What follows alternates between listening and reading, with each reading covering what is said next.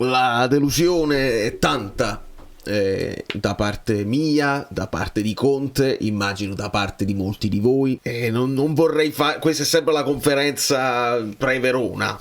Però ovviamente quello che tiene banco è la situazione di Kvara. Quindi snoccioliamo.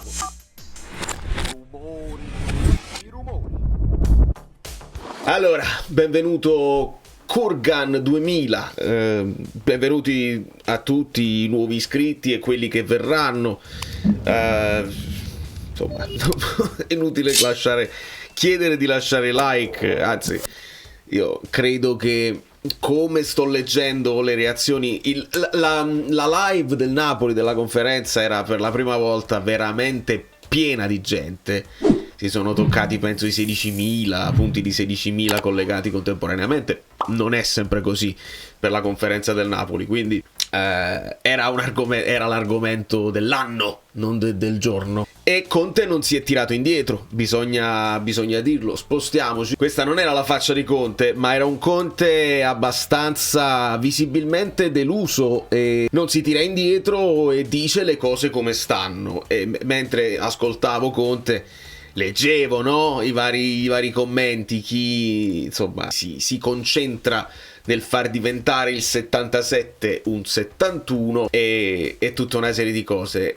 Secondo me se sviluppiamo capiamo di più con le parole di Conte, perché altrimenti perdiamo il filo. Allora, Conte parte dal presupposto, dice: quando sono arrivato via Zielinski, via Osimhen, io ho preteso la conferma di qualcuno per avere delle certezze tecniche. Quest'estate Kvara voleva essere ceduto come tanti altri. Prima considerazione è successo con Conte, era successo con Garcia, ve lo ricordate, ce lo disse anche lui che molti volevano essere ceduti, continua a succedere, quindi succede dopo una stagione dove vinci lo scudetto, quindi magari qualcuno che vuole avere più spazio, succede dopo una stagione disastrosa dove esci dalle coppe e succede anche a gennaio quando sei primo in classifica. Mettiamolo come punto, come realtà, è un fatto. Qualcuno vuole essere ceduto perché non ha spazio e qualcuno vuole essere ceduto probabilmente perché ritiene la propria avventura al Napoli finita e ha bisogno di nuove cose, di nuovi stimoli. Questo credo sia la situazione di Kvara. Quindi Conte dice: io provo delusione, ho provato a convincerlo del progetto anche col mercato, no? Immagino Conte, guarda, sta arrivando McTominay, ti rendi conto che il progetto è di un certo livello, e anche lavorando con il club, c'è il contratto non rinnovato, siamo punto e a capo, no? Perché? Che cosa significa? Significa che Conte dice a Kvara: guarda, il progetto c'è, tu sei centrale nel progetto, arrivano nuovi giocatori forti, parla col club, vedi questa storia del contratto, vediamo di risolvere. Signori, in giro lo scrivono poi a me come se fossi io quello che non ha firmato il contratto, eccetera eccetera. Vi devo ricordare una cosa: nel 2000 era il 5 settembre 2023, questo tweet è fondamentale, perché io ricordo tutte le interviste di De Laurentiis dove dice: non dovete rompere le balle, c'è il contratto. Male in pubblico, ufficialmente dire. Alcuni media continuano a raccontare, avendo come unica fonte gli agenti del calciatore, di presunte trattative in corso per il rinnovo di Kvaratskhelia. L'obiettivo mio è quello del club, mi auguro è che di non indebolirci, mi auguro. Si tratta di cazzate, nessuno del Napoli ha mai parlato del possibile rinnovo del calciatore, il cui contratto scade tra 4 anni. Non lo hanno fatto né Mauro Meluso, né Maurizio Micheli, né Aurelio De Laurentiis, né Andrea Chiave. Questo era il 5 settembre 2023. Io immagino che già il 4 settembre del 2023 il Napoli invece, al contrario di quello che scrive in forma ufficiale, comincia a mandare email e PEC a Kvara con contratti di grande livello che lo gratifichino e che valgano quello che è il valore di calciatore, subito dal giorno dopo, perché noi poi abbiamo avuto tantissime testate che hanno cominciato a dire il Napoli offre questo, Kvaratskhelia vuole quello, poi c'è il dubbio sulla clausola, no, le parti sono vicinissime, filtra ottimismo, cioè semplicemente le parti sono vicine, quello offre tanto, Kvara vuole questo, è fatta, Kvara ha praticamente rinnovato, perché non state esultando? Tutto falso, tutto a caso, tutto a casaccio, quindi questa era la posizione ufficiale del Napoli, una posizione che il Napoli non può avere per un giocatore come Kvara. Partiamo da questo presupposto qua.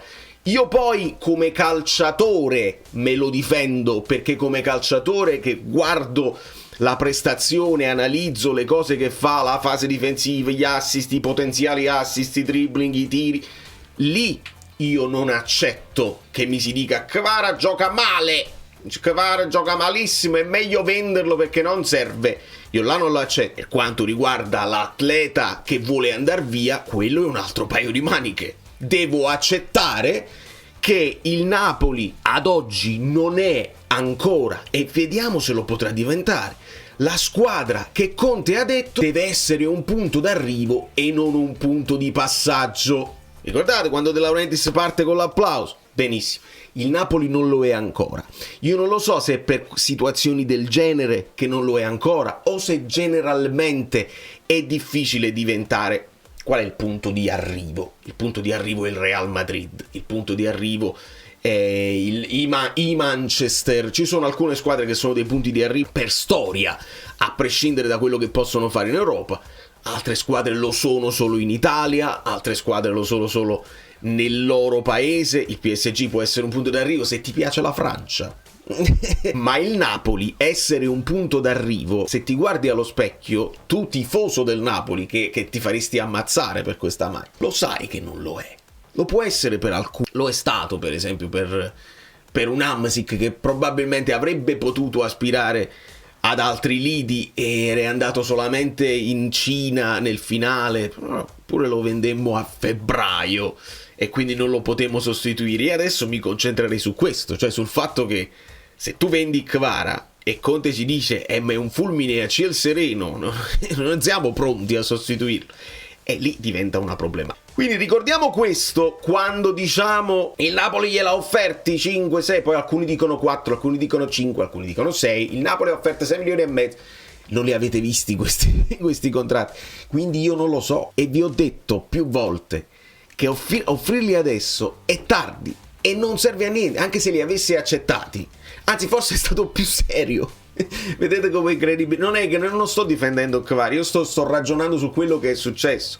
Osimhen se l'ha pigliata 10 milioni e poi comunque se ne voleva andare e ti ha creato il problema perché non si sono messi d'accordo, non sono arrivate le offerte e tenevi questi 10 milioni sul groppone. Kvara nemmeno c'hai il groppone, gli stai dando 2 spiccioli e potrebbe andarsene e portarti i soldi che Osimhen non ti ha portato. Quindi pensate un po' se io adesso mi devo mettere a dire sei un mercenario.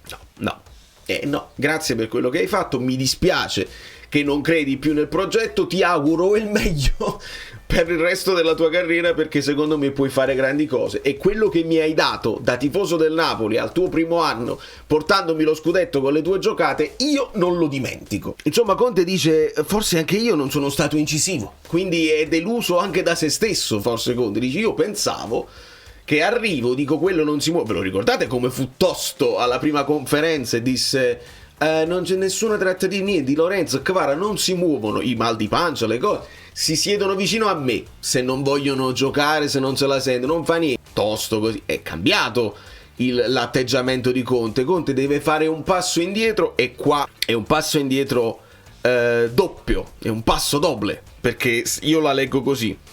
Lui dice io faccio un passo indietro e non incateno nessuno, cioè io non metto il veto per la tua cessione. Perché?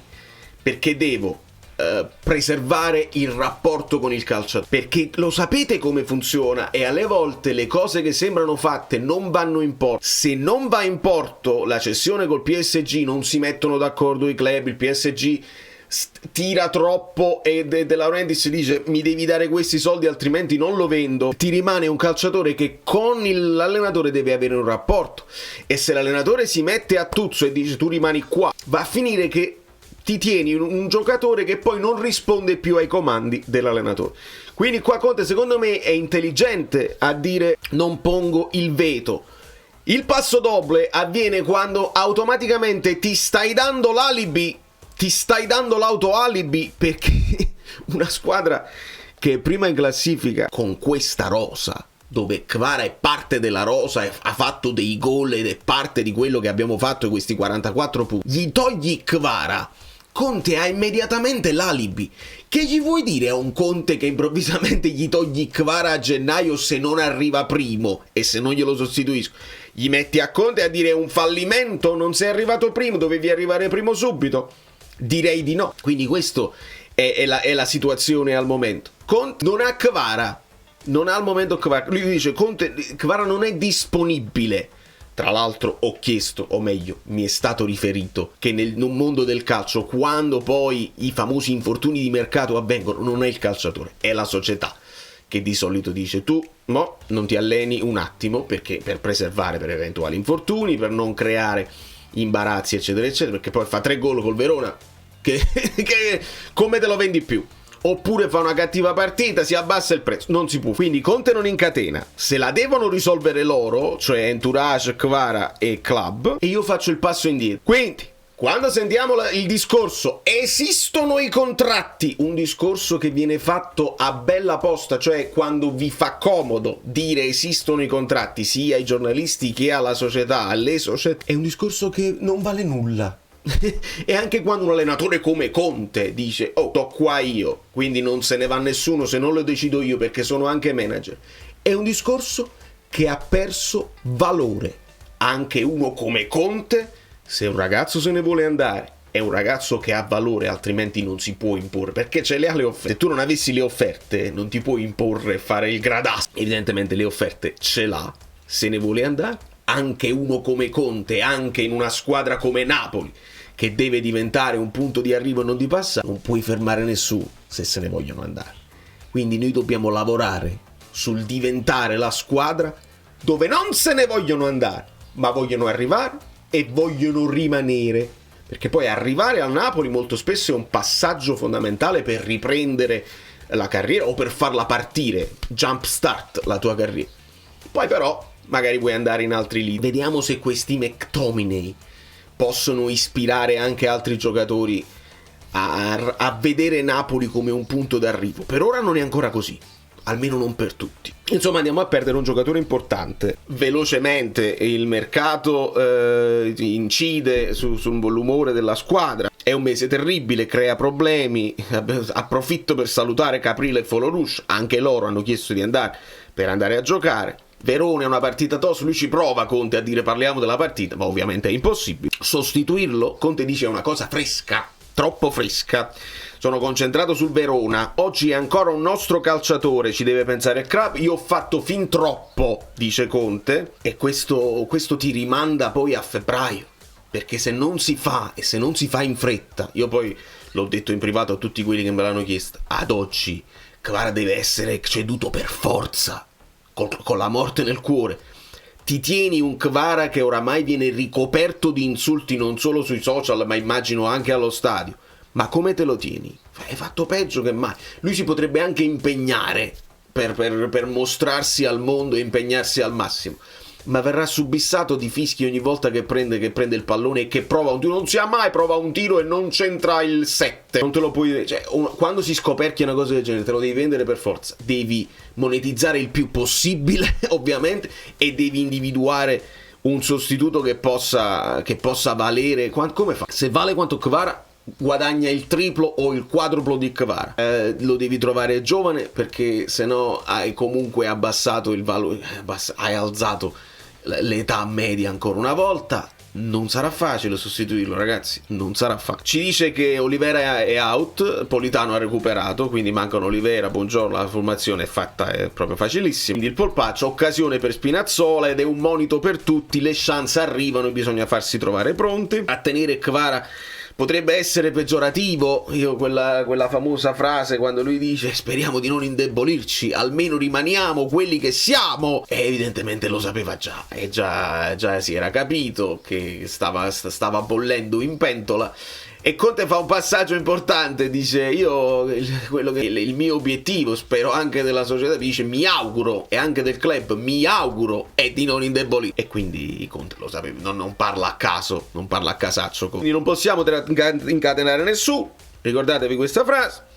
Potrebbe tornare da me se poi la situazione non va, e quindi io devo spiegare ai ragazzi, io non c'entro più niente, sei libero di spiccare il volo, di conseguenza mantiene un rapporto con Kvara nel caso il volo non funziona, perché magari e le cifre, dice Conte proprio, le cifre bisogna vedere se si sono messi d'accordo.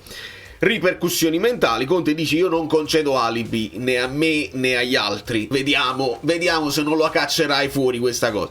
Perché se vinciamo col Verona, tutto a posto, ragazzi, tutto a posto, vinciamo bene, qualche tifoso si sfogherà, nel culo di Kvara, proprio, diventerà una stagione contro Kvara, proprio a ogni vittoria insulto a Kvara, a ogni pareggio comunque non servi, oppure quando perdiamo colpa tua perché ci hai creato il problema così. Conte vi ha detto... non alibi, nessun alibi, e speriamo che non lo cacci neanche lui l'alibi. Bisogna cambiare il fatto che il Napoli è una squadra di passaggio. Poi l'ultima frase, è arrivato un altro mancino, tutto questo retaggio britannico, e questo che arriva a Billing, che arriva dall'Inghilterra, tutti i giocatori che arrivano dall'Inghilterra. Tra partenze e arrivi c'è il rischio di sbagliare, perché tante partenze, tanti arrivi, qualcosa, speriamo bene. Allora, è immediata la formazione, non c'è alcun dubbio. Senza Olivera gioca Spinazzola qua.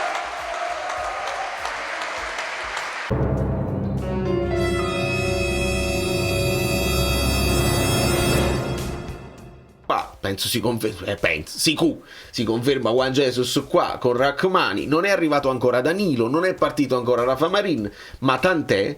Lobotka, Anghissà, McTominay, Neres ce lo giochiamo a sinistra con Lukaku e Politano a destra. Restano i dubbi, Ngong è sul mercato, Kvara non è disponibile, ma Ngong che facciamo? È sul mercato perché c'è la situazione delle liste adesso che diventa importante. Esce Volorush, entra Billing, lo devo aggiungere, Danilo non può entrare. Se cediamo Kvara può entrare Danilo, ma lo vogliamo sostituire Kvara o ci teniamo Ngong al posto di Kvara? Questa è la domanda che noi facciamo alla società. E ripeto, adesso voglio lo scudetto. Lo so che è una frase che non ha alcun senso, ma se tu stai facendo l'instant team devi fare il possibile, perché non voglio che si crei adesso l'alibi di aver venuto. Quello se n'è voluto andare, cioè non è nemmeno colpa tua, capito? Se n'è voluto andare lui e quindi si è indebolita la squadra, e come fa? È chiaro che non può arrivare lo scudetto in una condizione del genere, ma lo scudetto è quella situazione che mi tiene aggrappato a dire ok, solamente lo stemma, nemmeno la maglia, perché la maglia la devi riempire di calciatori, solo lo stemma esiste, perché poi qua c'è il Kvara, ma dietro c'è lo stemma. Sono triste. Serve una grande vittoria col Verona, una grandissima vittoria col Verona. La Lazio è inciampata ancora, quindi io credo che se il Napoli non fa follie, se il Napoli non ha un brutto contraccolpo da questa situazione che scombussola un po' i piani, il Napoli ha una grande occasione di stare tranquillissimo per la Champions e di lottare fino alla fine per la vetta. Vediamo se Kvara era inutile, come dicono alcuni, o se ti poteva tornare comodo e alternarli con Neres, con Politano, li alterni un po' tutti a seconda delle partite, li metti tutti insieme. A me tecnicamente faceva comodo, ma se non vuole rimanere, che posso farci? Da New York, Valerio Fluido è tutto, vi abbraccio e vi bacio. Forza Napoli!